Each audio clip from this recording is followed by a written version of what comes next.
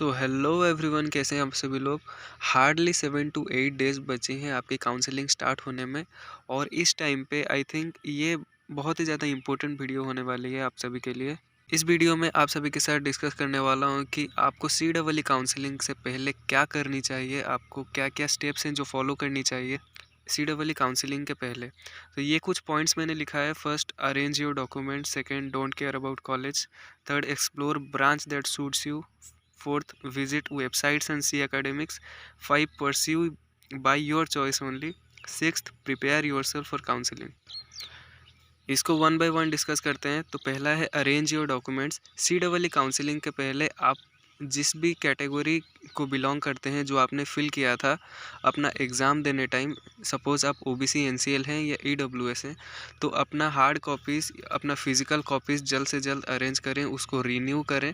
क्योंकि कॉलेज में physical verification, जो डॉक्यूमेंट वेरिफिकेशन होता है, उसमें आपको ओरिजिनल डॉक्यूमेंट्स मांगेंगी। अगर आप फेल कर जाते हैं तो उसमें कुछ नेसेसरी स्टेप्स है वो कॉलेज उठाए, जिसमें at max point, at the last point आपकी एडमिशन कैंसिल भी हो सकती है।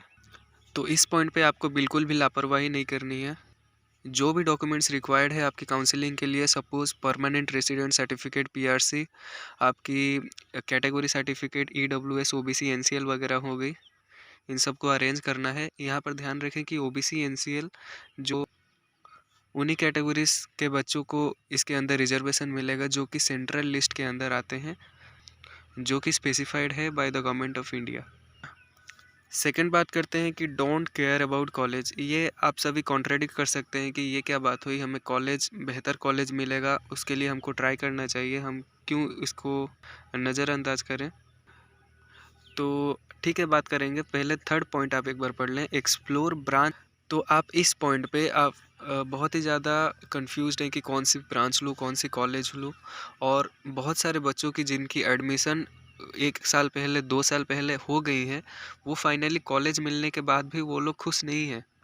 उसका रीज़न सिर्फ ये है कि उन्हें कॉलेज आने से पहले उनको एकेडमिक्स पता नहीं थी कि कॉलेज में उस ब्रांच में क्या क्या पढ़ाए जाने वाले हैं, और मुझे उन सब में इंटरेस्ट है कि नहीं, मुझे वो सब्जेक्ट्स पसंद है कि नहीं, मैं वो ब्रांच को पूरे 4 साल पढ़ सकता हूँ कि नहीं। और सबसे इम्पोर्टेंट बात, उन्हें कैरियर ऑप्शंस जो उस ब्रांच के बाद उन सबको मिलती है, वो उनको मालूम नहीं है कि किस सेक्टर में, किस ब्रांच में मुझे गवर्नमेंट जॉब मिल सकती है इजीली, किस ब्रांच में मैं कॉरपोरेट लाइन में जा सकता हूँ इजीली, किस लाइन में मुझे कोडिंग वगैरह के लिए टाइम ज़्यादा मिलेगा, कौन सी ब्रांचेस है जिसमें कोई स्कोप नहीं है, मतलब स्कोप है बट कम है, कौन से कॉलेजेस हैं जो कि कौन कौन से ब्रांच के लिए स्पेशलाइज्ड है, मतलब कौन कौन से ब्रांच के लिए कौन कौन सी कॉलेज फेमस है, उसमें जाने से आपको डबल फ़ायदा होगा। ये सब चीज़ें पता नहीं होती है और फाइनली वो कॉलेज जाने के बाद भी खुश नहीं होते। Seeing the academic, seeing the curriculum, seeing the whole memorandum, जो कि उन्हें 4 साल पढ़ाया जाने वाला है, उसे वो देख के खुश नहीं है फाइनली। और इसलिए उनके बैक के ऊपर बैक, वो क्वालिफाई इजीली नहीं कर पा रहे हैं ऑल द सेमेस्टर्स जो उनको पढ़ाई जा रही हैं। तो आपको ये सेम गलती बिल्कुल भी नहीं दोहरानी है।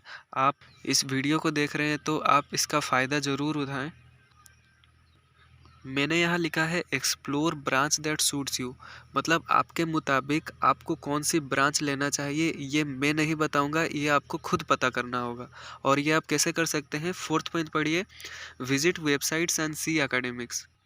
तो सुनिए, जितने भी 7 to 8 कॉलेजेस हैं जो कि सी डबल काउंसलिंग में पार्टिसिपेट कर रही हैं, जो कि 100% गवर्नमेंट सेक्टर में आती हैं, तो उन सब की ऑफिशियल वेबसाइट्स होती हैं। आप वन बाय वन उन कॉलेज की वेबसाइट्स को विजिट करें एज पर योर रैंक। आपके रैंक के अकॉर्डिंग आप जो भी कॉलेज एक्सपेक्ट कर रहे हैं उस कॉलेज में उनकी ऑफिशियल वेबसाइट विजिट करें। आप सीक्वेंस में विजिट करें, starting from the best college जो कि असम इंजीनियरिंग कॉलेज है, उसके बाद जोरहाट इंजीनियरिंग कॉलेज, फिर जीस्ट, गोलाघाट। यस, मेरे प्रीवियस वीडियोस को देखने के बाद आपको आइडिया हो गई होगी कि कौन से कॉलेज में कौन सी ब्रांच और कौन कौन से कॉलेज की प्रेफरेंस क्या होनी चाहिए, कौन से कॉलेज बेस्ट हैं। तो उसके अकॉर्डिंग आप कॉलेज की वेबसाइट्स विजिट करें। विज़िट करने के बाद उनकी एकेडमिक्स वाली सेक्शन में आपको हर एक डिपार्टमेंट देखने को मिलेगा, whether it will be mechanical हो, सिविल हो, इलेक्ट्रिकल हो, इंस्ट्रूमेंटेशन हो, कंप्यूटर साइंस हो, केमिकल हो, जो जो ब्रांचेस उस कॉलेज में अवेलेबल हैं उसकी डिपार्टमेंट्स अलग अलग करके आपको स्क्रीन पर विजिबल होंगी। आप उसको एक बार खोज लें, इजीली आपको मिल जाएगी। उनकी वेबसाइट्स बहुत ही ईजी टू डू होती है। डिपार्टमेंट्स मिलने के बाद अलग अलग डिपार्टमेंट में जाके आप उसकी सिलेबस डाउनलोड करें। 8 सेमेस्टर्स में यानी कि 4 साल में आपको क्या क्या पढ़ाने जाने वाला है, टोटल स्ट्रक्चर आपको क्लियर होना चाहिए कि मुझे first semester, second semester, first और सेकंड अबाउट सेम होती है हर ब्रांच के लिए। सेकंड ईयर आपको ब्रांच स्पेसिफिक पढ़ाना शुरू होता है। और यहाँ पर भी सिविल वालों ब्रांच के लिए सिविल और कुछ ब्रांचेस होती हैं, उनकी मैथमेटिक्स सेकंड और फर्स्ट सेमेस्टर में अलग होती है। इलेक्ट्रिकल कंप्यूटर साइंस वालों की अलग होती है। तो इस सब को भी आप एक बार एक्सप्लोर करें। आप एक बार सिलेबस को गो थ्रू करें कि सिलेबस में आपको क्या क्या पढ़ाने जाने वाला है। ये आपको हर कॉलेज की वेबसाइट पर विजिट करके हर एक ब्रांच को ओवरव्यू करके, हर एक ब्रांच के सिलेबस को डाउनलोड करके हर एक कॉलेज में आपको प्रीव्यू करना होगा कि आपके अकॉर्डिंग कौन सा अच्छा है, कौन सा ब्रांच आप पढ़ सकते हैं 4 साल में, और आप मान के चल सकते हैं कि आपको परेशानी नहीं होगी इन 4 सालों में और आप एंजॉय करते हुए पढ़ेंगे। इसके पहले आपको ये क्लियर होना चाहिए कि आप कॉरपोरेट लाइन में जाना चाहते हैं, यानी कि आप सॉफ्टवेयर डेवलपर वगैरह बनना चाहते हैं, तो उसके लिए आपको कंप्यूटर साइंस और आईटी कंसीडर करना होगा। या आप इंजीनियरिंग सर्विसेज में जाना चाहते हैं या गवर्नमेंट जॉब में जाना सकते हैं। इन सब के लिए अलग अलग सेक्टर आपको डिसाइड करना होगा। ये पहले की बात है। सेकंड, आपको ये जो मैंने बताया सिलेबस वगैरह ओवरव्यू करने के लिए, सिलेबस हर एक वेबसाइट पर जाके हर कॉलेजेस की आपको देखना है। और आपको फाइनली अपने आप को पूछना है कि मुझे कौन सी ब्रांच लेनी है। आपको फाइनली आप आंसर खुद से ही मिल जाएगा। अब आपने डिसाइड कर लिया कि आपको कौन सी ब्रांच की सिलेबस आपको भा रही है, मतलब आपको पसंद आ रही है। उसके बाद नेक्स्ट स्टेप होगा कि आप करियर ऑप्शंस जो उस ब्रांच में मिलने वाली है, आप उसको एक बार ओवरव्यू करें। सपोज़ आपको मैकेनिकल इंजीनियरिंग का स्ट्रक्चर, उसका सिलेबस आपको पसंद आया और आप चाहते हैं कि मैकेनिकल इंजीनियरिंग आप परस्यू करें, तो एक बार उसकी करियर ऑप्शंस जाके सर्च कर लें, उसकी प्लेसमेंट सर्च कर लें उस कॉलेज में, और देख लें कि उसमें पीएसयूज़ वगैरह कितनी आती हैं, कितने नॉन कोर कंपनीज़ और कॉरपोरेट कंपनीज़ आती हैं रिक्रूटमेंट के लिए। फाइनली अगर आप कोर सेक्टर में अगर आप जॉब करना चाहें तो मैकेनिकल इंजीनियर कहाँ, ये सब चीज़ें आप एक बार देख लें। ये सब देखने के बाद आप फाइनली डिसाइड कर सकते हैं कि आपको कौन सी ब्रांच पढ़नी है।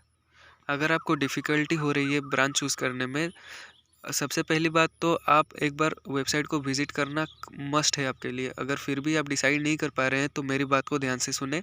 अगर आप कॉरपोरेट लाइन में जाना चाहते हैं, आप कुर्सी पे बैठ के सॉफ्टवेयर डेवलपिंग करना चाहते हैं, कोडिंग करना चाहते हैं, तो आपके लिए कंप्यूटर साइंस और आईटी मस्ट है।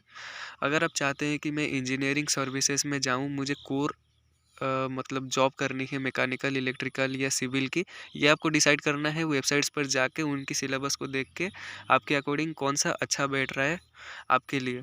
सिविल, मैकेनिकल और इलेक्ट्रिकल की इंजीनियरिंग सर्विसेज एग्ज़ाम होती हैं आपकी ग्रेजुएशन के बाद। उसको करने के बाद आपको डिफरेंट पीएसयूज़ में आपकी रिक्रूटमेंट होती है, और स्टेट लेवल रिक्रूटमेंट में सबसे ज़्यादा वैकेंसी सिविल इंजीनियरिंग की होती है। उसके बाद इलेक्ट्रिकल इंजीनियरिंग की, मैकेनिकल की थोड़ी कम होती है। और प्लेसमेंट्स की बात करें तो अगर आप ऑन कैंपस प्लेसमेंट चाहते हैं, मतलब आप चाहते हैं कि आपको कॉलेज ग्रेजुएट होने के बाद ही आपको फाइनली कॉलेज ही आपको जॉब दे दे, तो कॉलेज में बहुत सारी कंपनीज आती हैं जो कि सिक्वेंशियली कंप्यूटर साइंस को ज़्यादा प्रीफर करती हैं। उसके बाद इलेक्ट्रॉनिक्स एंड टेलीकम्युनिकेशन, फिर मैकेनिकल, इलेक्ट्रिकल आती हैं, सिविल आती हैं।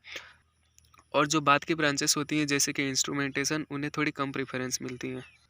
ये सब ध्यान में रखते हुए, सिलेबस को ध्यान में रखते हुए, कॉलेज के कैंपस को ध्यान में रखते हुए, आप क्या करना चाहते हैं उन सब को ध्यान में रखते हुए फाइनली आपने ब्रांच डिसाइड कर लिया। आप एक या एक से ज़्यादा ब्रांच भी डिसाइड कर सकते हैं। सपोज़ आपको सिविल एंड इलेक्ट्रिकल ये दोनों पसंद आ रही हैं, तो आप कोई बात नहीं, आप दोनों को ले के चल सकते हैं। लेकिन आपका डिसाइड हो गया कि आपको कौन सी ब्रांच में 4 साल इंजीनियरिंग करनी है।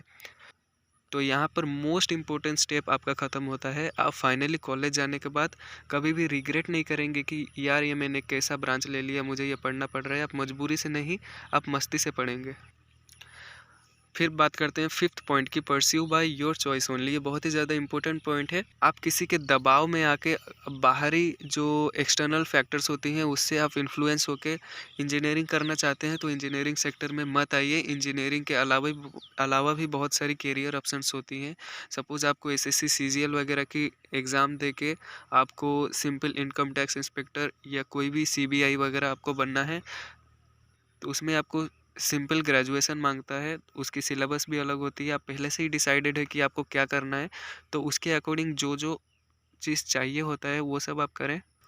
बहुत सारे स्टूडेंट्स ऐसे होंगे जिन्हें इंजीनियरिंग करने का उन्हें मतलब उनका इच्छा नहीं है कि वो लोग इंजीनियरिंग करें, फिर भी पेरेंटल प्रेशर या टीचर्स का प्रेशर या एक्सटर्नल कोई भी फैक्टर हो सकता है जिसके अकॉर्डिंग वो इंजीनियरिंग लाइन में आना चाहते हैं। ये बात अलग है कि अगर आपका कुछ फिक्स नहीं है, मैं बीए बीएससी करूं या बीकॉम करूं, कुछ भी करूं, आप एक प्रोफेशनल डिग्री करना चाहते हो और 4 साल अच्छा मेमोरीज आप बनाना चाहते हैं, अच्छा फेस्ट, अच्छा क्लब्स आप ज्वाइन करना चाहते हैं, इंजीनियरिंग लाइफ जीना चाहते हैं, तो इंजीनियरिंग आपके लिए है। दूसरी बात, अगर आपको मैथ्स और साइंस ये सब विषयों में आपकी इंटरेस्ट है, आपका मार्क्स कुछ भी हो, अगर आपका इंटरेस्ट है, आपको मज़ा आता है उनकी डेरिवेशन वगैरह करने में, साइंस के बहुत सारे फिनोमेना, बहुत फैक्ट्स को जानने में आपको अगर दिलचस्पी है, तो इंजीनियरिंग आपके लिए है। अगर आपको टोटली इन सब से कोई लेना देना नहीं है, फिर भी आप आना चाहते हैं, तो आप कहीं ना कहीं थोड़ी गलत कर रही हैं। और आपको इस पॉइंट पे बिल्कुल भी कंफ्यूज नहीं होना है। आपको आगे क्या करना है उसके लिए आप बहुत सारे लोगों की राय ले सकते हैं, बहुत सारे करियर ऑप्शंस को आप एक बार देख सकते हैं कि क्या क्या होती हैं। बहुत ज़्यादा एनालाइजिंग के बाद आप डिसाइड करें कि आपको इंजीनियरिंग करना है कि नहीं। अभी आज के वीडियो में मैंने जितना भी बात बोली, सबसे इम्पोर्टेंट ये पॉइंट था कि आस्क योरसेल्फ कि आप सचमुच में इंजीनियरिंग करना चाहते हैं। अगर आपके अंदर से आवाज़ आती है हाँ, तभी आप काउंसलिंग में पार्टिसिपेट करें और अच्छी सीट लेके अपने 4 साल की इंजीनियरिंग अपने इंटरेस्ट के अकॉर्डिंग अच्छे से मज़े से करें।